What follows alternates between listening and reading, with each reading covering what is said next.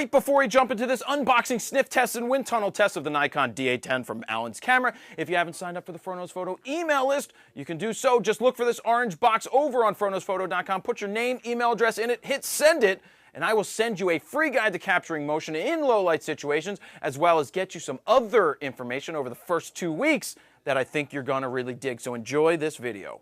Jared pulling FronosPhoto.com here at Alan's camera because I'm going to do an unboxing, sniff test, and maybe a wind tunnel test of the Nikon D810 versus the D800. That's right. So we know what this camera can do. I did a preview of it. It popped up on the screen right now. If you haven't checked that out, go ahead and click on the preview. It's going to give you all of the specs that that camera has versus the D800, but this is more of an unboxing, first look, and I'll probably hit a couple of the specs that they have.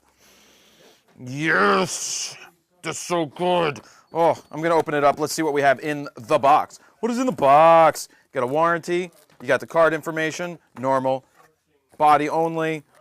You got the Nikon strap. I personally use the Fronos Photo Black Rapid I Shoot Raw strap. That's what I use. All right, let's take this thing out and see how it looks and feels and what is different. So we all know that the D800 had the D800 and the D800E. The E didn't have the low-pass filter, and in this case, this one does not have it either, and this is replacing both the 800 and the 800E because it's the same price as the 800E. What I like about it is that it goes to 64 ISO, but it also goes all the way up to 12,800 and has RAW small for those people that don't want to shoot RAW because it takes up too much space, but still want the RAW capability. Now they can do it in half the space with RAW S. That's something that Canon has let you do for quite a while. So here we go. Here's the body. We got that out right now. Let's just move this stuff out of the way. I would like to take a look. Interesting. It looks like, wait, I should probably get the D800 out here to do something. So guys, I need you to think really hard. Think really hard. Be like, how will a D800 show up here on my counter at Alan's camera? You need to think about it, and then it's going to appear. And then count to 3. You ready? 1, 2, 3. Poof! And there it is, the D800 versus the D810. Which one is going to win the battle of cameras? Let's just look on the side. I know there is a, oh yes, I don't know if you could see this, but there's a slight molehill. That's right, it's not a mountain, it's a molehill. Here, it's kind of straight on the grip. Here on the D810, you have a little bit of indentation where your finger goes, it's like an S curve, so your finger fits in there better. I remember taking this out of the box and comparing it to the Canon 5D Mark III, and the 5D Mark III just felt better in the hands because it had that indentation. Well, the D810 has done that. So remember, the D810 is a little bit of an evolution over the D800. It really is a great step up over that. If you already have a D800 and it's doing everything you need it to do, and you don't need the higher ISO and you don't need the lower ISO, well then stick with what you have. But this is going to give you 5 frames a second versus 4 frames a second. You've got the ISO like I've talked about, the RAW small. You now also have group area AF, which is something that this camera does not have, but the D810 does and the D4S has. I like the group area AF. It kind of puts everything in a triangle pattern. It's a function that I really like for helping to get focus better. So let's keep looking around here. On the front, D810 has been moved.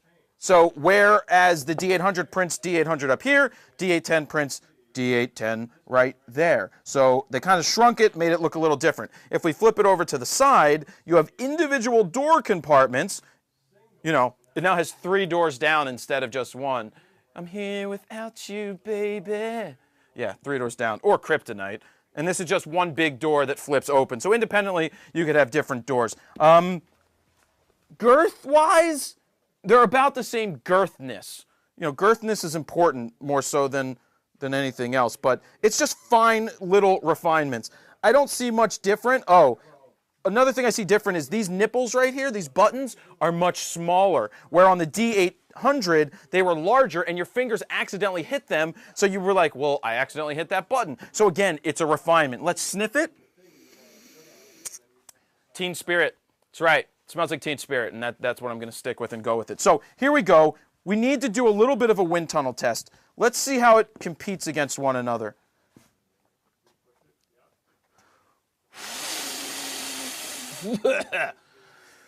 Yeah, I think that was a very determining factor on which camera I would go for, but I think that this Oh, wait, well, actually, let's turn it this way and see how it goes. All right, let's blow up the D800 first. Yeah, it's getting a little bit of a spin like this. Oh, yeah, it's much better on the D810. Why? Because of this indentation, the air flows better. So that's going to help you when you're shooting. You're going to get more pictures because of that. One other function that I don't think I mentioned in the preview is that when you are in the video mode, you have a crop mode, a DX crop mode for video that allows everything to be multiplied by 1.5. So that's for video. It crunches it down, but it gives you more bang for your buck for your lenses. I know with the D4S and the D4, it had the 2.7 crop mode. This doesn't have it. This just has the full frame, and then it crops it down for video, but you still get the 1080 at 60 frames a second. So that's really important for extra bang for your buck. It doesn't hurt you. It's not like you're cropping anything in terms of shooting photos and taking away from the high megapixels. You're actually still using 1080. You're still getting the same resolution, but at a higher crop factor, which is great if you want to have, say, a 7200 on and get more bang for your buck. So really, this is a nice evolutionary step over the D800. Like I said, if you already have a D800, probably not much reason to change. But if you're new, yeah, don't change. Don't change. But if you're new and you want to pick up a D810, the functions and features that it gives you are very, very solid. The 36 megapixels for those who want higher res. You've got the 64 ISO. You have the 12,800. This is a kind of camera that I could see putting in my bag now because of the expandable ISO. The 5 frames a second versus 4 is nice. I would still need to add a grip, but the raw small, it may not be something that I use, but a lot of people out there may do so. So this is a nice competitor to the 5D Mark III. 5D Mark III is still a fantastic, fantastic body, but when the 5D Mark IV, or whatever the heck they come out with next, will be a nice competitor against this little bad boy. So, if you want to pick one of these up, please give Alan a call, 215-547-2841, or go to allenscamera.com. They will see if they have them in stock. Ask for the Fro price. Not that that's going to help you on the body, because there's no special deals on those through any store, but definitely take care of the mom and pop store. They've supported me since day one. They're here. They're trying to make their way in the world. Actually, they've been doing it for over 30-some years. So definitely check them out. At least give them a call and see how they can help you out and talk to somebody in person, which is a good thing. So there you guys have it. That is a unboxing and sniff test and wind tunnel test of the Nikon D810. Jared Polin, FroKnowsPhoto.com. See ya!